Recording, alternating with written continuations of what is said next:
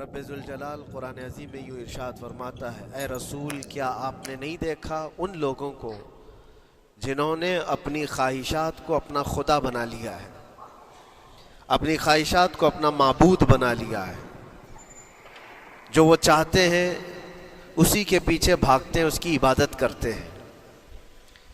اور اللہ تعالیٰ فرماتا ہے، اے نبی کیا آپ ایسوں کی سفارش کریں گے اور ایسوں کے آپ وکیل بنیں گے جو اپنے خواہشات کے پجاری ہیں؟ اور اللہ فرماتا ہے ان میں سے تو اکثر ایسے ہیں کہ انہیں عقل نہیں ہے، وہ جانوروں سے بھی بدتر ہیں، جو اپنے خواہشات کے پیچھے بھاگ رہے ہیں۔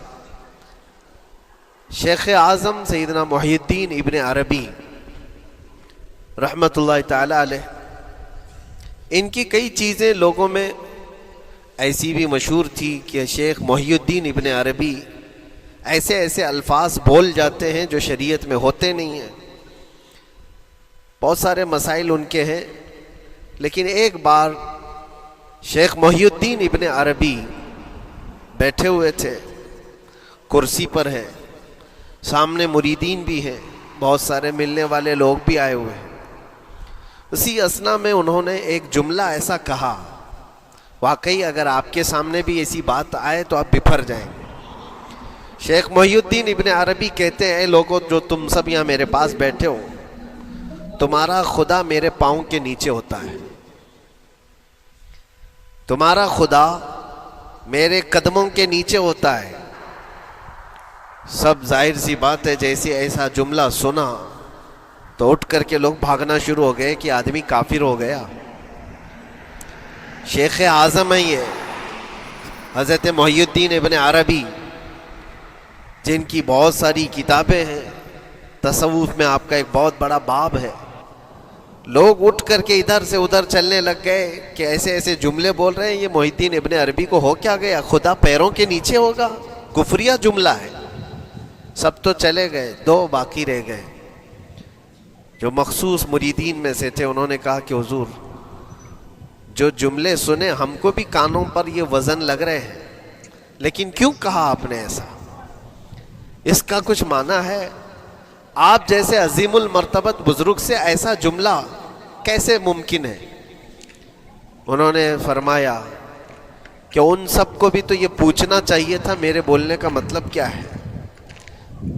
فوراً بدگمانی کیا اور بھاگ گئے۔